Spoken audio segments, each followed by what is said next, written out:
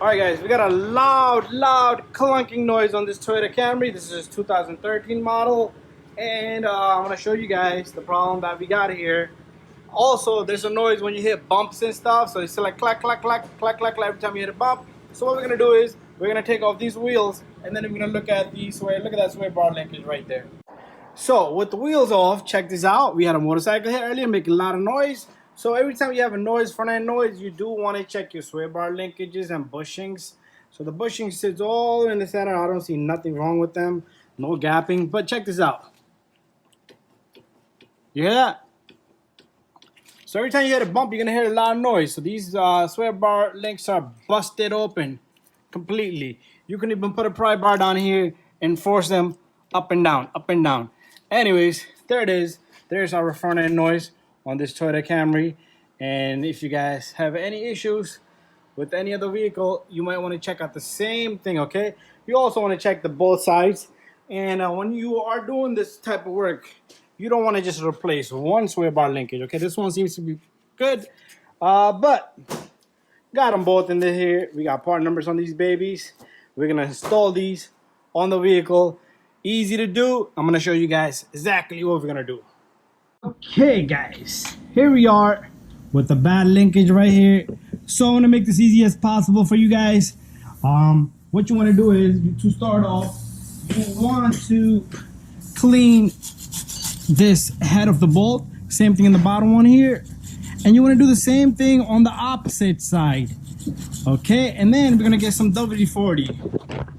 Okay, after cleaning both sides, because that rust is gonna prevent this bolt nut from coming out, spray some WD-40 on both of these, and same thing on the opposite side. What we're gonna do next is 17mm on an impact gun. You're gonna put your hand in the back, just push forward at it. Just be careful you don't hurt yourself. See how easy that was? Sometimes this will get jammed, and then you will put your vice grip back here from spinning. If you could put a wrench, that's even better. But our linkage has got new bolts. So notice in the bottom there's no clearance here. Impact, but we're gonna go on the opposite side. Let's go on the opposite side first.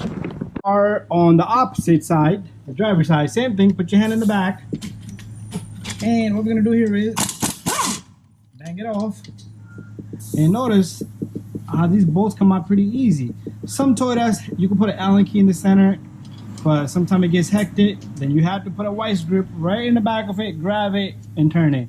Check this out. Now we should be able to get to the bottom one. You see how I took this off from here? Do the same thing on both sides. Hold it, baby, and let's bang this baby out. There you go. Put my impact gun down. And there's our sway bar linkage. We're gonna go do the same thing on the opposite side. Like I said, this was pretty okay, but it's gotta go. Anyways, let's go on the other side. Before we even go on the other side, let's take these guys. They're the same part numbers. What we're gonna do is, I am gonna open this package. Got too much of this plastic stuff on it. Anyways, inside the box, we got ourselves a moved sway bar linkage. It's most likely probably gonna be 18 and 18, so we're gonna need a wrench 18 and a socket 18.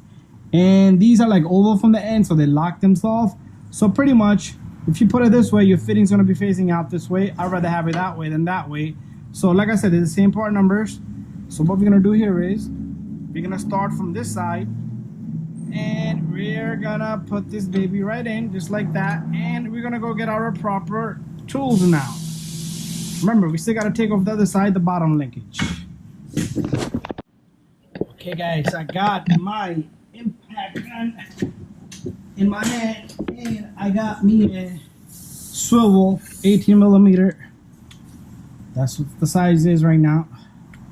So what we're gonna do here is, it is gonna be a little bit tough, so if you can have somebody help you, that'd be awesome. But we're gonna put this baby just like that, and once we get that in, we're gonna put our wrench on it. You see I got my wrench in the back, so from the back end, and I am gonna just smack it, baby. Be careful you don't hurt yourself, nothing spins and hit you. Nice and tight. Okay, we're gonna leave it there. we are not gonna tighten this yet. Okay, we're not gonna put this side in yet. That'd be the last thing. So let's go on the other side. Okay, so we switched our socket to 17 millimeter. We're gonna lift it up just like the other one, and we're gonna try to push it from the back end. There you go, it's loose. And check this out. This guy should simply just come out. And this baby, look at this baby. That was a problem on this Camry. Okay. And same thing in the bottom. So we're gonna go get our new sway bar linkage. So same part number as the other side. We'll unpack this baby. It comes with new bolts. You have grease fittings on it, so you do need to pack these every once in a while. They do have pre-greased. If you buy this stuff online, they're not gonna be greased. That's why they're a little bit cheaper, and this is gonna be thin, so I would not even recommend it. So again, I want to face these babies outward, so the water comes, it splashes and goes right off. Anyways, same thing we're gonna do. So we're gonna grab this guy, get it in there, hold it up. You can even put this on your shirt here, and it will just sit there. And you can put your bolt on, the nut on. And what we're gonna do here is we're gonna switch up our sockets. We're gonna grab our wrench and switch the turning point on our impact gun. And once I get my wrench on, I can use the wrench to hold it up, and bang. Okay, just be careful, this wrench is putting force on it. I got my finger right in there. But anyway, this is done. So now we're gonna complete everything. Okay, so what you're gonna do here is one at a time. You're gonna take this baby, you're gonna get this baby right in there, just like that. And after this, if you have any noises, you could go further, change the bushings or the strut mounts. But this is always step one, and as you saw, mine was completely shot. Nice and tight. Do not leave these babies loose. They will come loose if you do leave them not crazy tight, and they will come loose over time. So that's done. Let's go on the other side, and we pretty much bang these babies out of here. We are back on the driver's side. Let's fix up our light. That's better. Let's take the nut off. So notice it's gonna be a little bit stiffer for us to put this in, so you can always move this around just like that and just get it to the spot you want. Push it up and down, and once you tighten it, it's gonna straighten itself up and lock itself up. So that's in there. So this is pretty much done, and took me only 30 minutes with the parts moving around and everything. Not everything is on the camera, but that's it. Bada bing, bada boom. Thank you for watching, guys. See you guys on the next one. And if you guys have any questions, I do have a video on the axle, the hub bearing, and P0420 code where I replaced a oxygen sensor. Let's show you guys that oxygen sensor. So I changed the hub and the bearing on this baby. We changed the axle. You can see right there. I got video on all that. We had a P0420 code.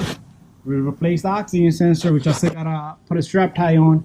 Anyways, thank you for watching, guys.